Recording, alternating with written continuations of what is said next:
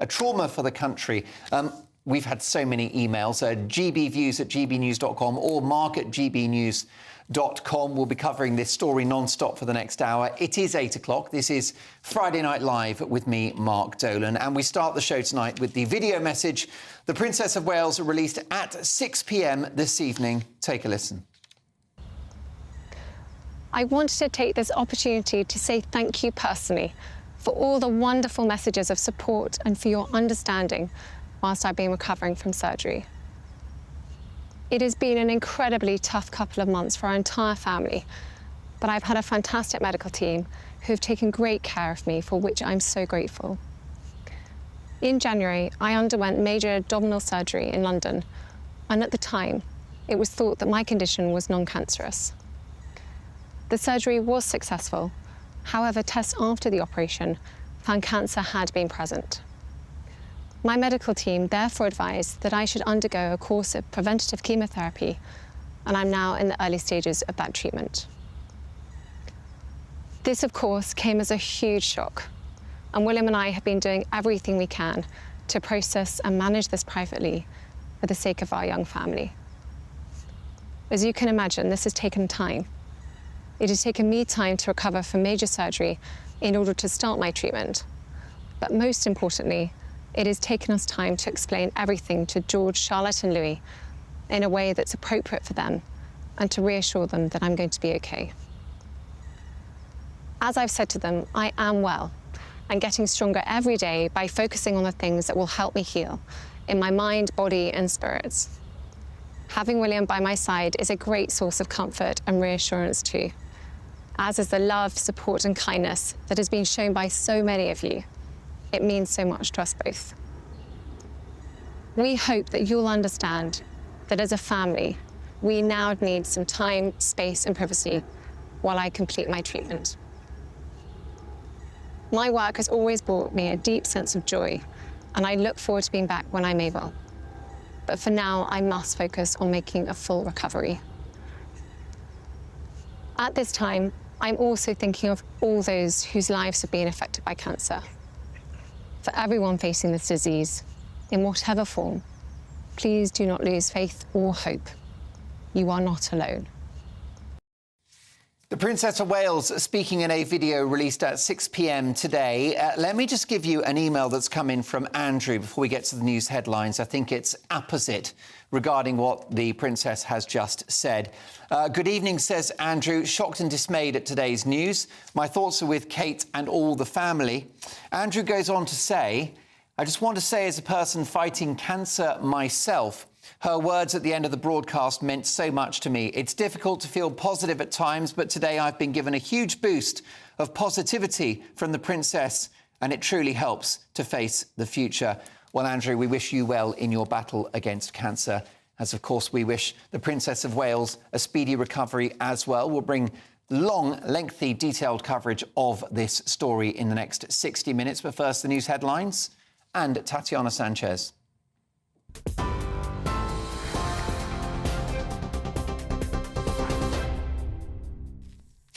Mark, thank you. The top story from the GB newsroom. As you've been hearing, the Princess of Wales has announced that she's undergoing treatment for cancer. In a heartfelt video message to the public, Princess Catherine said she's well and getting stronger. The King says he's so proud for her courage in speaking as she did. The Princess was admitted to hospital for abdominal surgery on January 16th, and tests after the successful operation found cancer, the type of which has not been disclosed. She said to anyone else who's battling the disease, you're not alone. It has been an incredibly tough couple of months for our entire family, but I've had a fantastic medical team who have taken great care of me, for which I'm so grateful. In January, I underwent major abdominal surgery in London, and at the time, it was thought that my condition was non-cancerous. The surgery was successful. However, tests after the operation found cancer had been present. My medical team therefore advised that I should undergo a course of preventative chemotherapy, and I'm now in the early stages of that treatment. Prime Minister Rishi Sunak says He wishes the Princess of Wales has the love and support of the whole country. The Labour leader's also paid tribute, saying his party's thoughts are with the royal family as they come to terms with the news. Royal correspondent and writer Michael Cole praised the Princess for her bravery. I felt that it would have been a good thing because of the trolls, because of all the speculation, because of all the hurtful speculation that's been going on, that they should have come forward with a short, dignified statement, not going into any great detail, but just telling us what's going on and what the problem is. And that is exactly what the Princess has now done. I think that should shut up. I certainly hope it shuts up the trolls. Maybe it won't stop them, but it will stop them being believed. In other news, a number of deaths and injuries have been reported after a gun attack at a concert hall near Moscow. That's according to Russian media.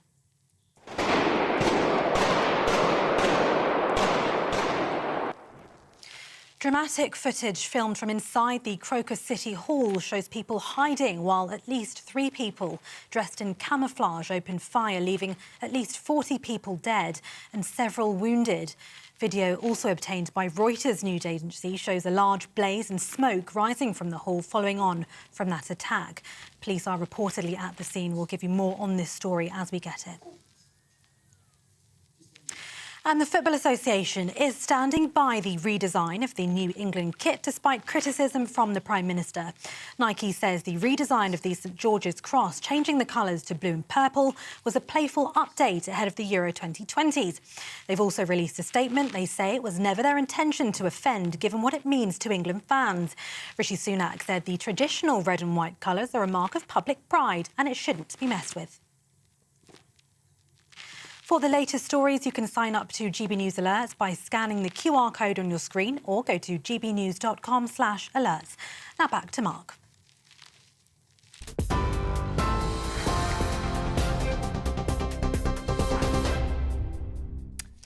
Thanks, Tatiana, and welcome to a sombre edition of Friday Night Live with me, Mark Dolan. With the news that the Princess of Wales is suffering from cancer. She had a treatment, abdominal surgery. It wasn't thought to be cancerous, but on closer inspection, she's now receiving preventative chemotherapy. She says that she's well, that she's positive about the future, but clearly a very serious and worrying diagnosis. There's been an outpouring of support from you, listeners on the radio and on television. Mark at gbnews.com. I'll get to your emails shortly, but let's get reaction from Cameron Walker, who is our royal correspondent, and my Friday friends this evening, Sajila Kershi, the comedian, and the barrister and broadcaster, Jerry Hayes. Jerry, Catherine has sent a positive message. She's going to be OK. This is something her family need to know and the nation. Well, yes, but we've dealt with the King, we've dealt with Camilla, we've dealt with Catherine, we've dealt with William. What about the children?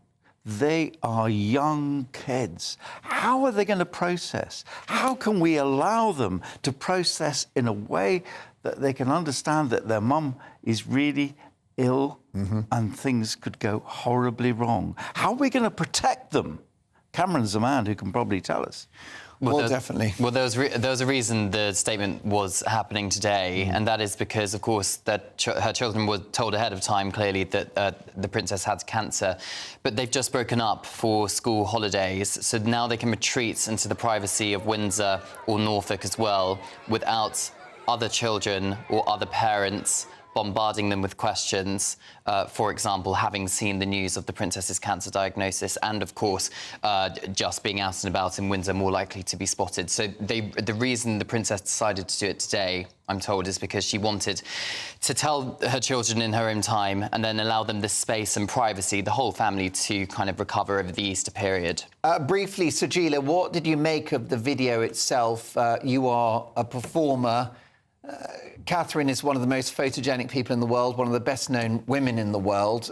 What do you make of the video, just from how she said those words? I think she came across really earnest and honest, and it was heartwarming, really. You know, she just looks like any ordinary woman who's going through a diagnosis. At the end, underneath all the princess title, everything else, they are just ordinary. Well, they're not ordinary people, but they are humans like all of us, and they suffer the same things that we do. I think, considering she does have a cancer diagnosis, she looked well, but a little bit tired. But I thought the setting was lovely. I think it couldn't have been done any better, to be honest. Most definitely. Well, we have reaction now from showbiz legend, the actress Joan Collins. Take a listen. Well, I think we're all going to pray for her. And I think that she is going to survive. She's going to come out of this feeling strong. She's young. And I think that she was very, very brave to make the announcement herself. Very brave, very unusual for a royal to do that. And I have great admiration for her as a woman, as a person. The wonderful Joan Collins speaks for a nation. Now, let's get reaction from royal expert and author Charles Ray. Charles, good to have you on the show. Should Catherine have had to make this statement? Well, I suppose that after all the intense security, plus the fact that we don't know the status, but plus the fact that there are people attempting to find out her medical records from the London clinic, it's probably a bit of she's been forced into making this statement. I mean, and how she did it with superb dignity is absolutely marvellous. And I'm just grateful that we have her and that she's done what she's done. And I just hope people now leave her and the family alone. As Cameron's just said, you know, the kids break up today, so there'll be some private family time together. And I just hope as well that all those terrible, terrible people on social media who came up with all sorts of awful, appalling things now crawl back into the hole from where they came. And she mentioned her husband, William, Charlie, whose support, she said, is very reassuring. This is a big moment for him to be there for his wife, isn't it? Well, let's not forget as well that poor William has had to deal with the fact that his own father has got cancer, which was, you know, hard enough to take, as it would be for any other member of a family who's had this scenario. And then to find out that his wife has got cancer, I mean, the stress on him and the rest of the family must be intolerable. And I believe that, you know, people were criticizing him for not turning up to the memorial service for the late King Carlos, his godfather. And I understand that that was the day that Catherine had the diagnosis of a cancer. So that could well be the reason why he didn't turn up. But he's got an awful lot on his plate. He's still trying to soldier on. He's got a father who's got cancer. He's now got a wife who's got cancer. And like with Catherine, he's had to explain to his children, her 10, 8 and 5, that, you know, mummy's not well, but she is going to get better soon. So, you know, this scenario happens all over the country with people, you know, who've had cancer. I mean, and cancer does not stop at just one set of people. It could affect everybody. Most definitely. She's a very beautiful woman, but clearly looks frail in the video. This episode, Charlie, has clearly taken its toll. It's been the most awful few months for her physically. Well, I'm sorry, Mark. I sort of disagree with you. I don't think she looks frail at all. I think she looks brilliant. I think she looks absolutely lovely there. And I think she's done the right thing. And I'm sure there will be some people on social media who will think that this is a body double, just like they thought in the video. But it's nice to see her, and it's nice to see her looking relaxed, sitting on a park bench. And let's just hope now that she's asked for privacy. She wants to get on with it. Let's hope that she gets that privacy. We don't start having idiots demanding to know what type of cancer it is or whatever. Mark, the royals like you and I and all the viewers and the listeners as well are entitled to our medical records to remain private. And that is not a bad thing. Most definitely. Will this awful news, Charlie, bring the family together? I'm thinking particularly of William and his brother Harry. Well, it's hard to... I would like to think that Harry has made a phone call and said something like, I'm really sorry to hear this. I hope she gets better soon and all that. So I'd like to think that's what happened. I don't know if it's happened. The problem is these are two brothers who have now gone their separate ways. And they don't talk at all now. But we'll have to wait and see if, in fact, there is some sort of communication from Montecito. Charlie Ray, top royal author and journalist, thank you very much for joining us. Pleasure. OK, we'll be speaking to lots more royal voices, but now let's take another listen to that video statement issued by the Princess of Wales at 6 p.m. this evening. Here it is.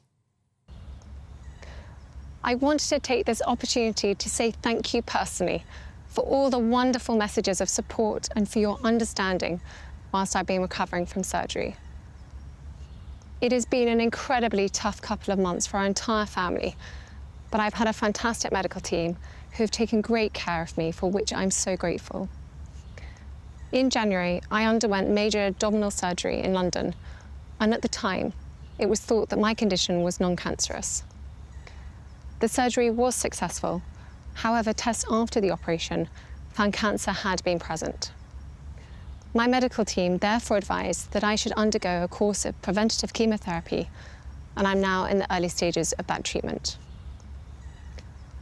This, of course, came as a huge shock, and William and I have been doing everything we can to process and manage this privately for the sake of our young family. As you can imagine, this has taken time. It has taken me time to recover from major surgery in order to start my treatment. But most importantly, it has taken us time to explain everything to George, Charlotte and Louis in a way that's appropriate for them and to reassure them that I'm going to be okay. As I've said to them, I am well and getting stronger every day by focusing on the things that will help me heal in my mind, body and spirits. Having William by my side is a great source of comfort and reassurance too, as is the love, support and kindness that has been shown by so many of you. It means so much to us both. We hope that you'll understand that as a family, we now need some time, space and privacy while I complete my treatment. My work has always brought me a deep sense of joy, and I look forward to being back when I'm able. But for now, I must focus on making a full recovery. At this time, I'm also thinking of all those whose lives have been affected by cancer. For everyone facing this disease, in whatever form, please do not lose faith or hope. You are not alone. The Princess of Wales there with her remarkable video message. Well, her brother has been on social media to pay his tribute. Our royal correspondent, Cameron Walker, has more. Cameron, what's he had to say? Yes, he has. James Middleton has posted on Instagram a childhood photograph of him and his older sister, Catherine. He says, over the years, we have climbed many mountains together. As a family, we will climb this one with you too. And I think that just shows the strength of the Middleton family. Of course, they are very close units. Carol and Mike, Catherine's parents, James, of course, Pippa, and her family as well, George, Charlotte, Louis and William. Most definitely. Well, now let's speak to the editor-in-chief of Majesty magazine, Ingrid Seward, who has also written a wonderful book about King Charles and his relationship with his mother. Ingrid, welcome to the programme. Your reaction to this shocking news? Well, I'm sure my reaction was like that of everybody else's. I was shocked and full of admiration that the Princess of Wales was brave enough and strong enough to do such a very, public interview, because she wanted to make sure that it was her that did it, her that said it, not through any media, not through her office. She wanted to be there herself. So hopefully it would stop all the rumours and troublesome things that have been going on in the last sort of 10 days or so. I mean, she knew that she had to be out there herself, and very, very brave, and awful to have to talk about one's own illness and in such a public way. So I think the world that cares anyway, is full of admiration.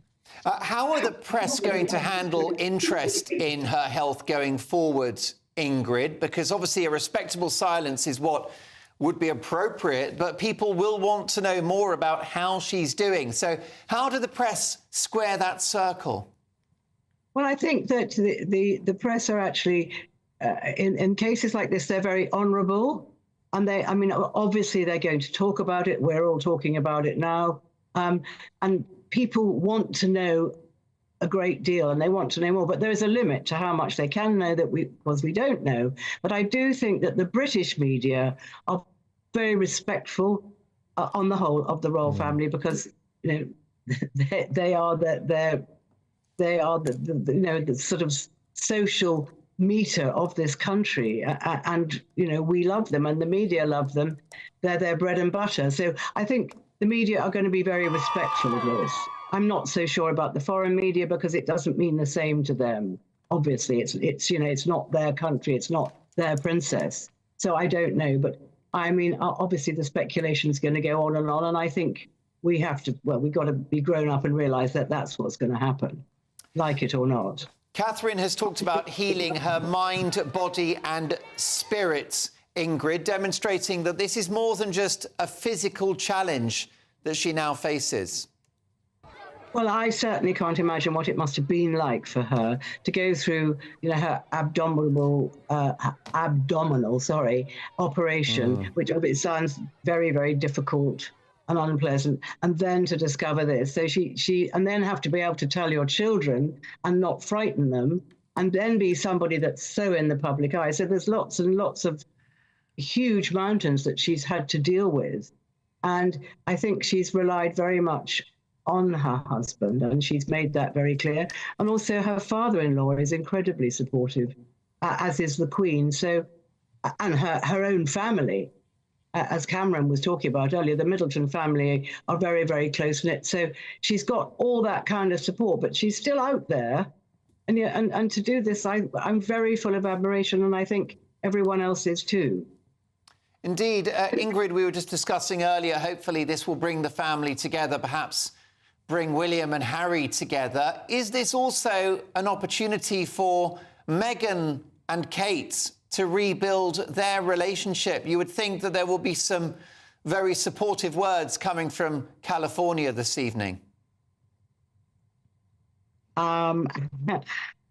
Personally, I think that would be a great aggravation. I should think the last people that William and Kate want to hear from are Harry and Meghan. But that's my personal view. I actually don't know. But I would think, because they've been so estranged and because of the deeply hurtful things that they have said about the Princess of Wales, I would think the last people they ever wanted to take a phone call from would be those two. But that is my personal opinion. I have no insider knowledge on that. And can you give me a sense of what King Charles is going through right now? Of course, battling cancer himself. He'll be devastated by this news. How do you think he's coping, Ingrid? Well, Prince Charles, sorry, I beg your pardon. The King has a big heart. He's used to troubles and traumas within his own family, within his own life, and he will be doing everything he can to support Catherine. And as we've seen in the past, he's openly talked about how incredibly fond he is of his daughter-in-law, and he will be there, you know, physically, mentally, and spiritually. He will be encouraging her. Well, Ingrid, you are the author of My Mother and I, a wonderful book about King Charles and his late mother, Queen Elizabeth II. Thank you for your time, Ingrid. We'll catch up soon.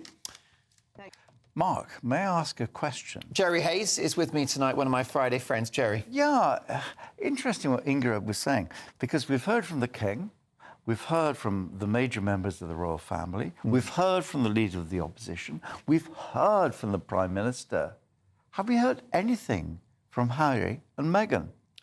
No, I mean, Cameron, you've speculated that perhaps private messages have been sent. I mean, that's likely, isn't it? I mean, quite possibly. I have asked Harry and Meghan's team if they have been in contact. I haven't received a response. Kensington Palace does not discuss private conversations between family members. I suspect, as I said earlier, I think Harry and Meghan would be damned if they did, damned if they didn't. If they said something publicly, everyone would accuse them of trying to draw attention away from Catherine and But they say everything publicly, so perhaps it's surprising that they haven't spoken so far. Well, I mean, you can't even blame the time difference, can you? Because it's early lunchtime in America? Yeah, they will be up. So why not? Well, they may well have done, but behind the scenes, we just don't know, of course. We know Do you think it would be appropriate for them to issue some statement publicly? It's not for me to say whether or not it's appropriate or not, but I do know that it's, for Prince William and Prince Harry in particular, the relationship is not good. Bearing in mind, last week, both at the Diana Awards, honouring the legacy of their mother, but would not be on the stage at the same time virtually. So Prince Harry didn't appear via video link until Prince William had left the building. Your brother's wife has got cancer. Surely you say something publicly. So, Gina, are you surprised? I'm going to speak to a top oncologist in just a second. Are you surprised that the Sussexes haven't made a public statement yet? No, because ultimately it's a family thing. I mean, you know, you don't make it public. If you made it public, that would be a little bit crass. So I think I'm sure they've been in touch privately, and even if they haven't, I don't think that's really relevant, actually, here. OK. We'll look more from my panel in just a moment. Let's get further intel on what exactly the Princess is going through on a medical level. I'm delighted to welcome consultant medical oncologist at Imperial College, Dr. David Pinato. Dr. Pinato, thank you very much for joining us. The Princess of Wales, in that video, has said it's been an incredibly tough couple of months. Can you give us a sense of what she may have been through physically, going back to that operation in January? Well, thank you very much. Well, I think it's actually quite difficult to get to the medical details of what has happened, partly because we are not really fully aware of what type of operation the Princess of Wales has gone through. And, you know, what I can tell is that depending on the type of operation, the recovery times might be completely different. It's actually very sad to understand that on top of a diagnosis that seemed to be initially benign, there seems to be, you know, this clear complication of cancer that, you know, was not known before. So in a way, it's very difficult without having a clear idea of what type of operation, what were the organs that were affected by the cancer, you know, what type of recovery she might have gone through. Indeed. It's obviously important that she gets the best medical treatment. Can you give us a sense of how much support she'll be getting at this stage? How many doctors could be involved in her treatment, Dr. Pinato? I think in the UK, it's common practice that every single diagnosis of cancer is discussed at a multidisciplinary level. So what that means is that every single consultant, from the surgeons, and now that, you know, a diagnosis of cancer is confirmed, also oncologists, as well as, you know, many other members of the team, are actually discussing the cases jointly. And I'm sure that this has been the pathway for the Princess of Wales. What this means is that, you know, there is a lot of medical information that has to be analysed before an overarching treatment plan can be formulated. And so what we know so far is that certainly surgery has been the cornerstone of this treatment plan. And what we understand is that surgery has been successful. What the Princess of Wales has described is that she's been through a course of chemotherapy, of systemic therapy for cancer, which is very often something that I describe to my own patients as an insurance policy type of treatment. So something that is given when the primary treatment for cancer, in this case surgery, has actually been successful. And so, you know, to a certain extent, what we're hearing so far is that the Princess of Wales has been receiving care from certainly a number of clinicians, so that the best possible outcome, hopefully a cure, can be achieved in her case. Indeed. Now, the original diagnosis was not one of cancer, but they have since discovered cancer. So why did that information change, do you think, Doctor? It's very difficult to say, but very often the presenting complaint that leads a patient to surgery might not necessarily be univocally associated with a very strong suspicion of cancer. And so every time a patient undergoes surgery, the actual surgical specimen, so the piece of tissue that is removed during surgery, undergoes a number of tests by experienced clinicians that basically have a look at the at the resected specimen under the microscope, and they formulate what we call a histological diagnosis of cancer. So they basically look at the tissues, they understand whether or not there is actually any clear evidence of cancer. So very often, particularly if the cancer spots are very, very small in the body, it could be that a diagnosis that was initially presumed as being entirely benign, changes over time as a result of this additional test and analysis. And she's now receiving preventative chemotherapy, Doctor. What does that mean, preventative? Does that mean that she may not have cancer, but they're going to give her this treatment, like you said, as an insurance policy?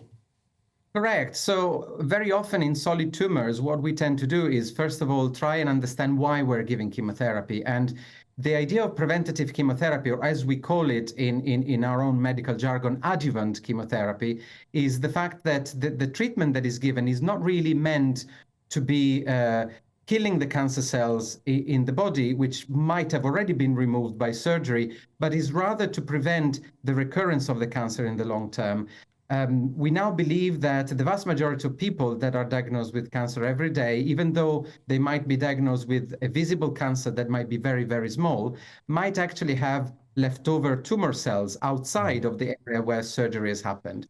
And so as a result of this, it becomes imperative for clinicians like myself, medical oncologists, to combine treatment that is medical, so infusions or tablets, to try and increase the chances of cure, first of all, so prevent the cancer from coming back and leading to very good long-term outcomes. And do we know the possible duration of such preventative treatments? Would you be looking at weeks or months, or is it hard to say, Doctor?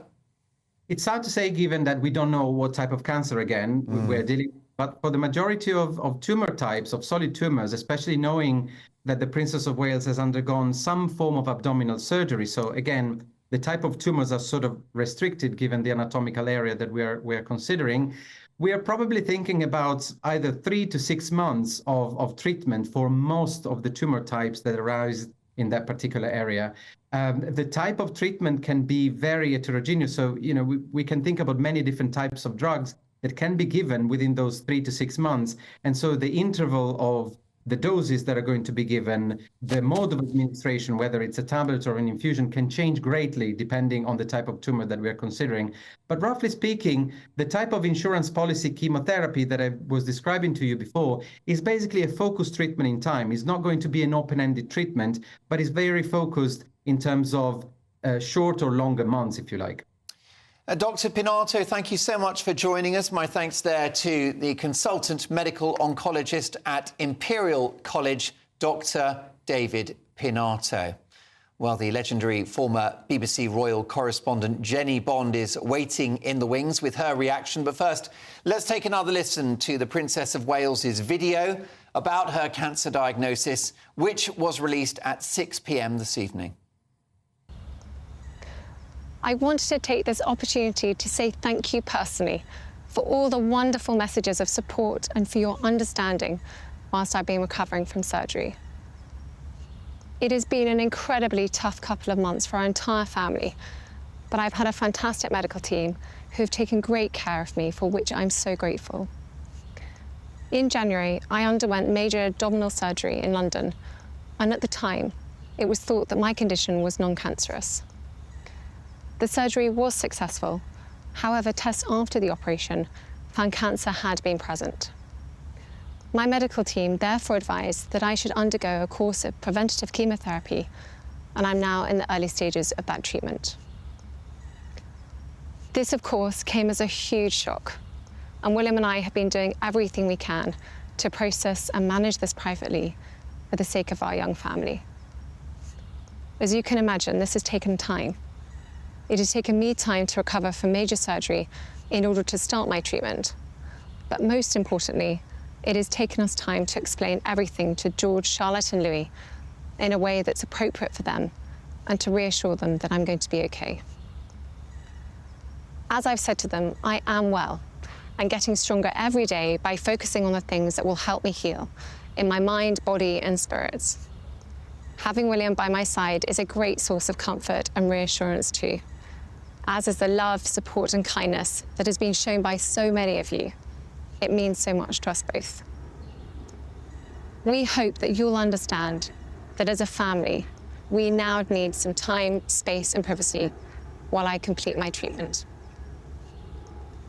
My work has always brought me a deep sense of joy, and I look forward to being back when I'm able.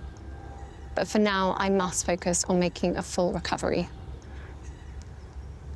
At this time, I'm also thinking of all those whose lives have been affected by cancer. For everyone facing this disease, in whatever form, please do not lose faith or hope. You are not alone.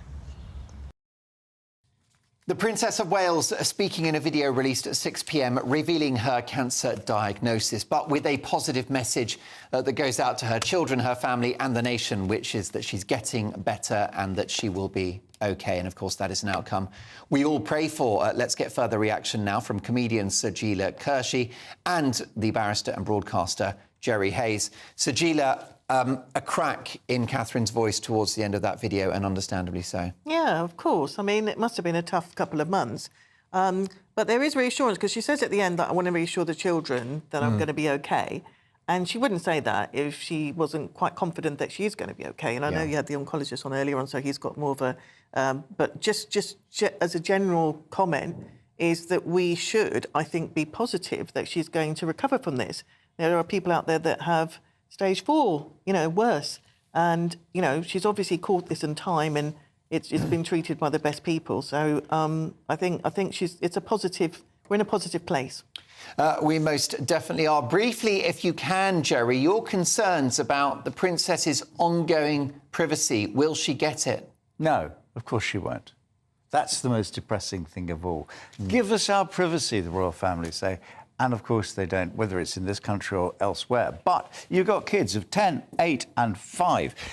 The royal family have really been brilliant at coming forward with telling the people that they've had problems with their health. Are the kids going to be expected to do the same thing? Because there are lots of families with children whose mums and dads have got cancer. Are they going to be expected to do that? Like walking behind the coffin of their mum and dads? Yeah.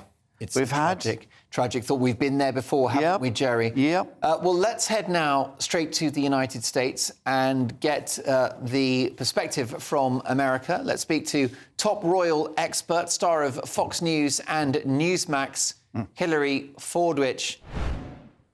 Hillary, how is this devastating news going down in the United States? Well, good to be with you, Mark, although ghastly circumstances. No one can speak for the nation, and anybody who says they can is ludicrous. But I will give you some facts.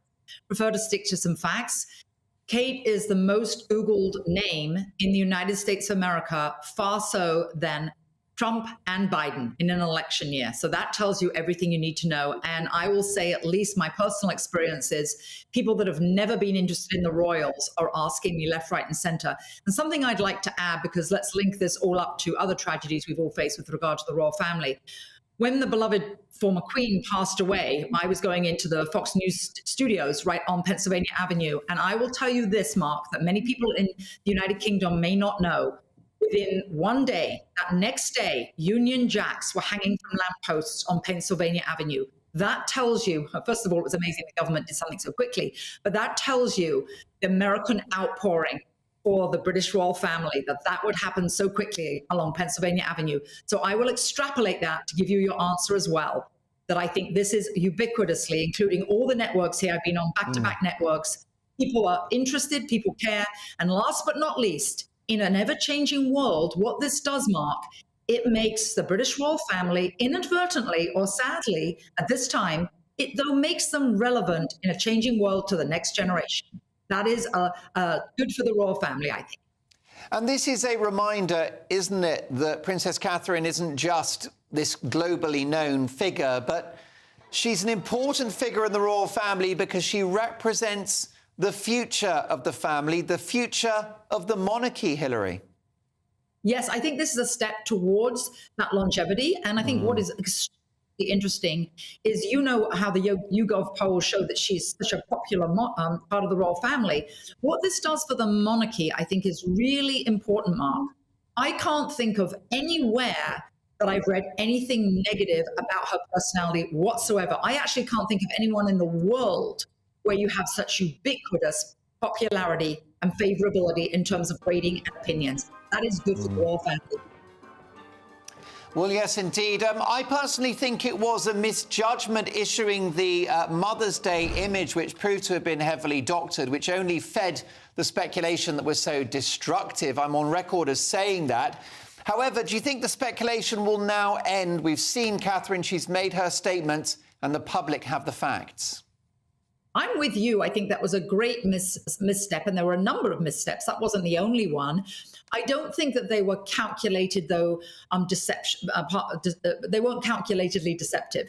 What I do think is this has, yes, rectified that, because remember, she did not have to go on air. She did not have to do this herself. There are many that might have had a spokesperson come out.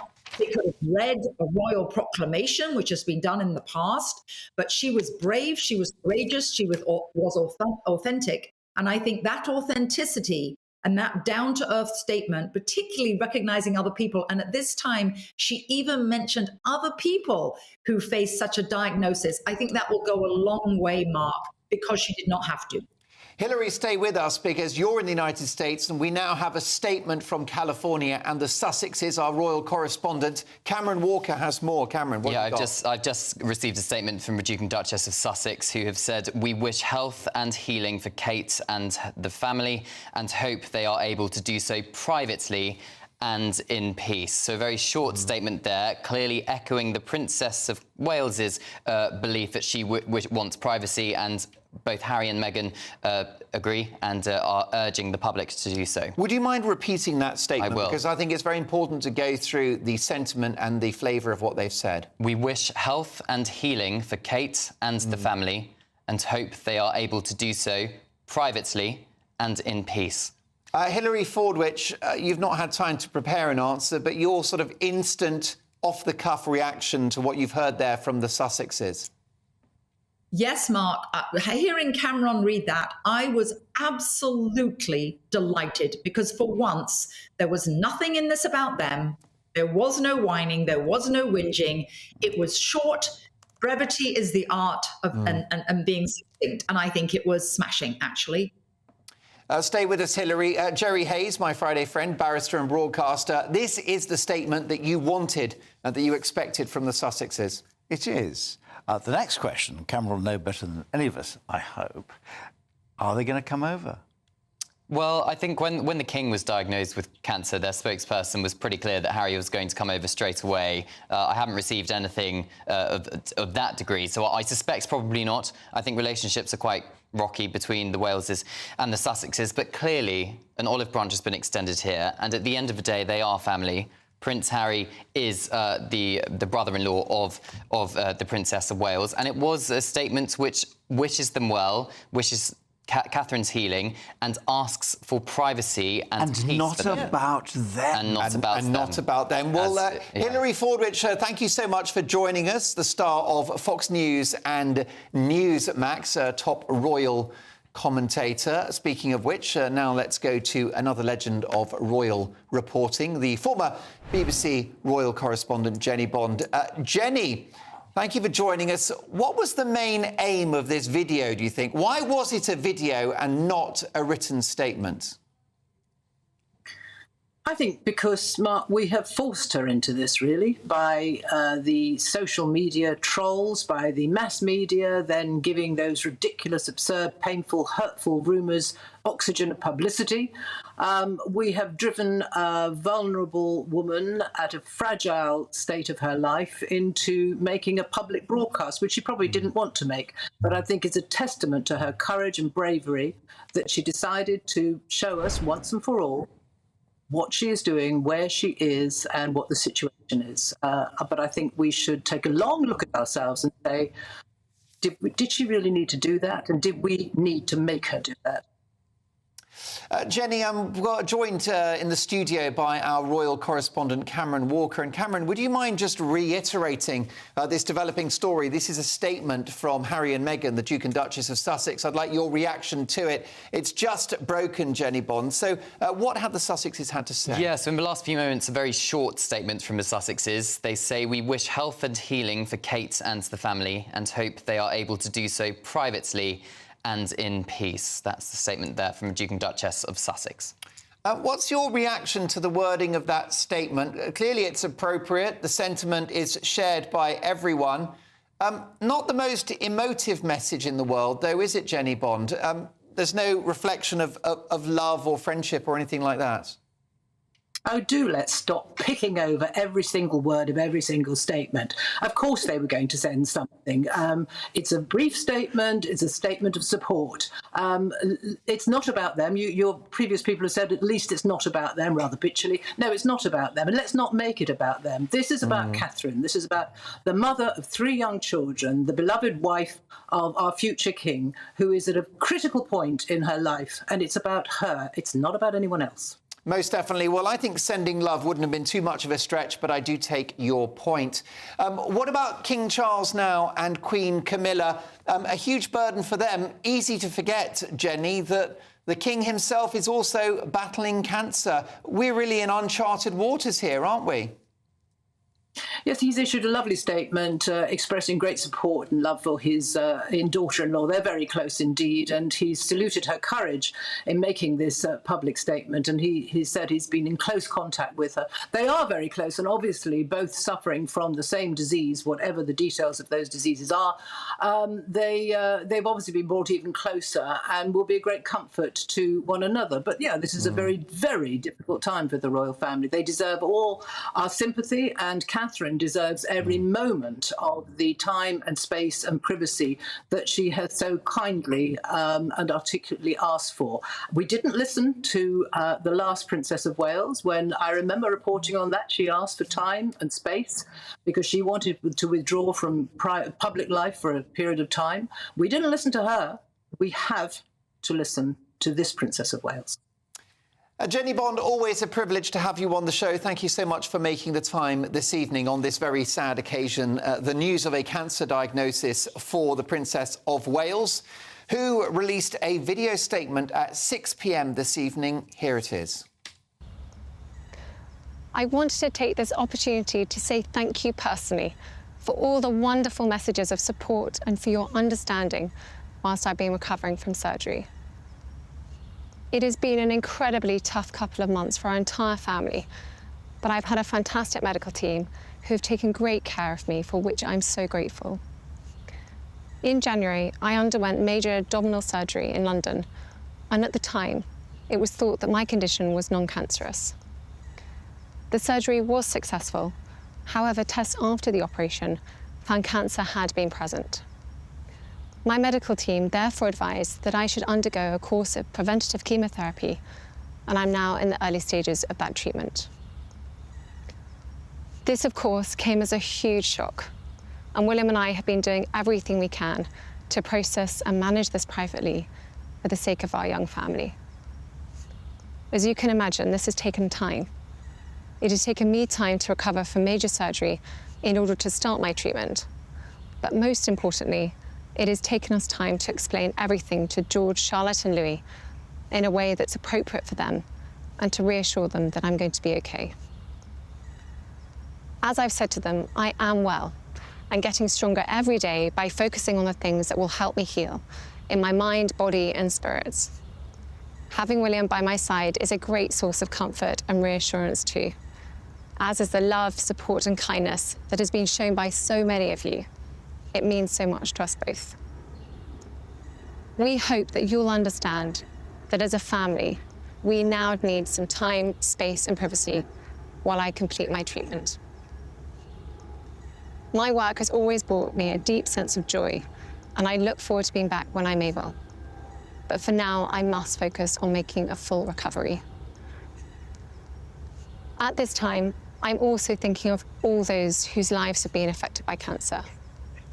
For everyone facing this disease, in whatever form, please do not lose faith or hope. you are not alone.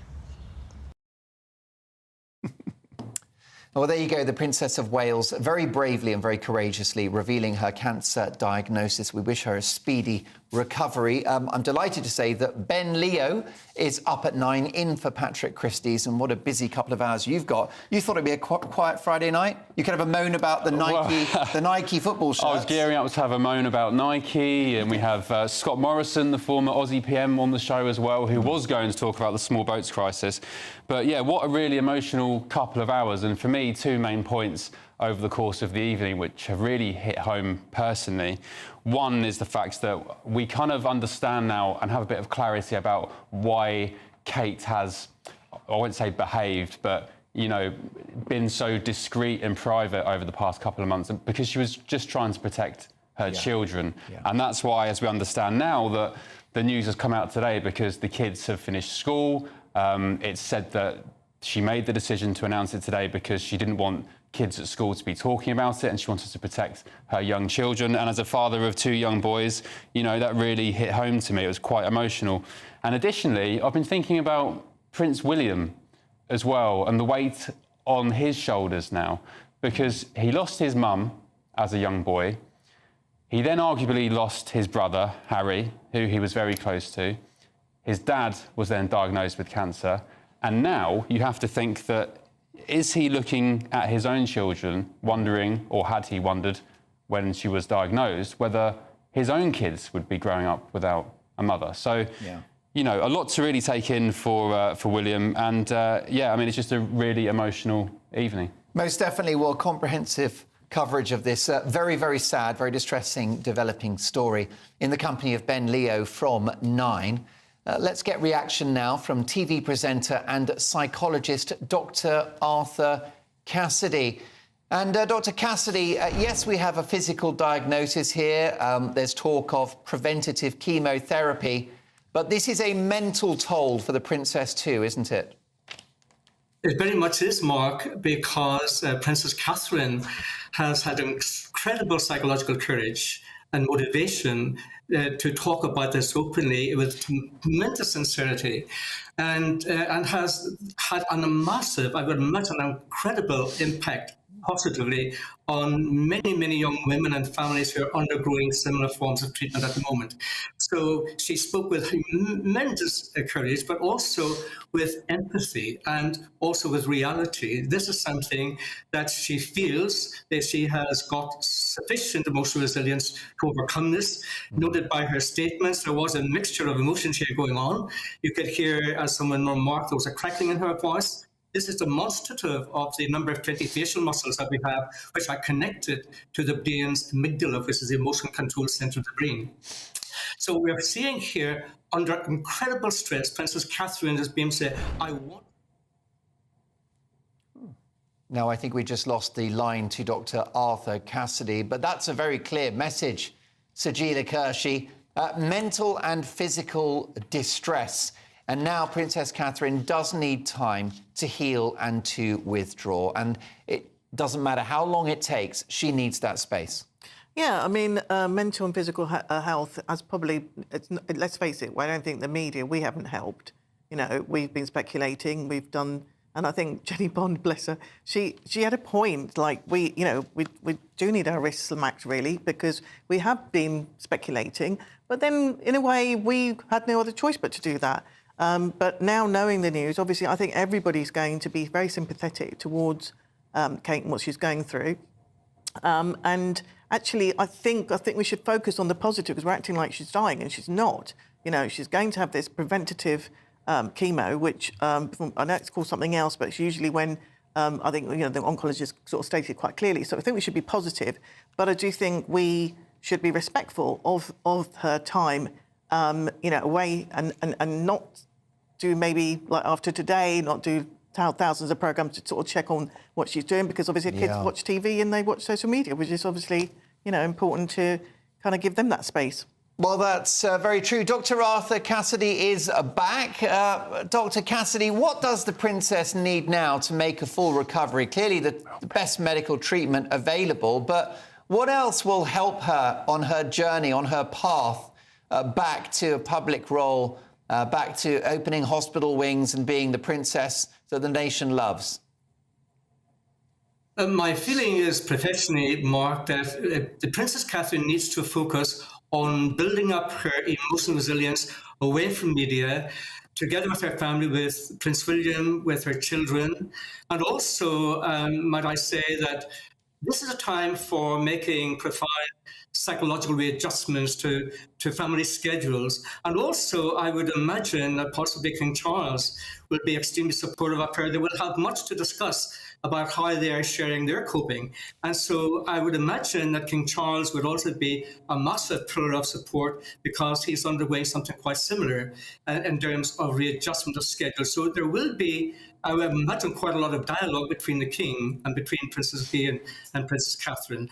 I think also of the fact that they will have to undergo emotional focused coping and problem focused coping strategies, how they will deal with this. She does need time with her family and with Prince William, away from media, and to get time to be together. There will be many visits to oncologists, to therapy, to treatment, but it's making that amazing readjustment. And this is something which most patients will find demanding at the psychological, to get her psychological health and well-being back to where it was. And I believe fervently that she will do that. She has saved possibly the lives of many, many thousands of women across the nation and further afield by being open about this. So we're so thankful that Catherine has really saved possibly so many lives. Dr. Arthur Cassidy, thank you so much for joining us on this very sad occasion. TV presenter and psychologist, Dr. Arthur Cassidy. Well, lots more to come from the brilliant Ben Leo, who's in for Patrick Christie's. I'm back tomorrow night for Mark Dolan tonight. We've got my big opinion, my take at 10, and, of course, my top pundits, Mark Meets, and much more, the papers as well. But, folks, all we can say is that we've had so many emails, those listening on the radio, watching on TV, sending their best wishes to Catherine and the family. She is royal, and on the basis of my inbox, she is in your hearts as well. So my thanks to my brilliant guests tonight and the team for putting the show together at the very 11th hour. Ben Leo is next. The email, send in your remarks and thoughts, gbviews@gbnews.com, and Ben Leo is next.